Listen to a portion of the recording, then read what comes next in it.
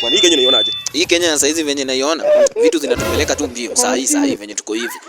Bwana unaangalia bwana matatu bwana madere wanakuwa magoma kila wakati unaonaje? Saa hii ukiangalia hata fare imepanda tu kila kitu. Saa hii tu Wakenya wanalia tu kulia tu. Sana nashangaa. Imagine kama mtu anaenda kufanya kazi. Na fare imepanda na alikuwa analipa 30 mbao. Saa hii wewe kama unasambia aje rais wako? Hata saa hii rais anafai tu atuhurumie hata apunguze tu vitu tu saa hii. Apunguze tu vitu tu saa hii hata ule mwenye hata ana fare aipate tu. Juu kila mtu saa hii anatafuta tu kutafuta. Tu saa hii Kenya saa hii hakuna tu venye unaweza kaa bila kazi. Utalipa aje landlord? Kama si hivyo, wewe unataka kuambia rais. Kitu moja yenye unataka rais akufanyie kwa maisha yako ni gani? Kwa maisha yangu mimi ni atusaidie sisi wa Kenya. Sisi wote sisi ni weusi. Si ati sisi ni weusi by the way.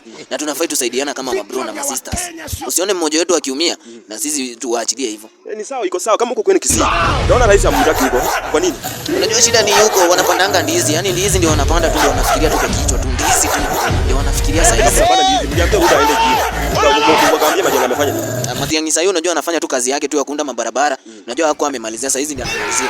Sasa hivi kama unasema unapiga kitu. Unaweza pigia nani kura yako? Mimi sasa hizi naweza pigia tu ule president mwenye anaweza kuja tu kutusaidia tu sasa hizi tu. Akomboe tu Kenya tu sasa hivi. Sasa president kama nani? Kwa wapi unaona? Nani wewe mwenye unaweza kuwa? Mwenye tu atajitokeza tu. Ndio huyo mimi ndapigia tu kura tu. Ndio ndampigia tu.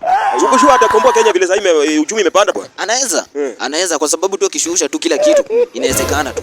Lakini mimi naona tu tutam iko sawa. Tutam hata mimi naona iko sawa, lakini president wetu anafaa tuhurumie kabisa. Hatuhurumie. Hata sisi wote ni wanadamu. Na tuko na mahitaji yetu. Lakini sawa.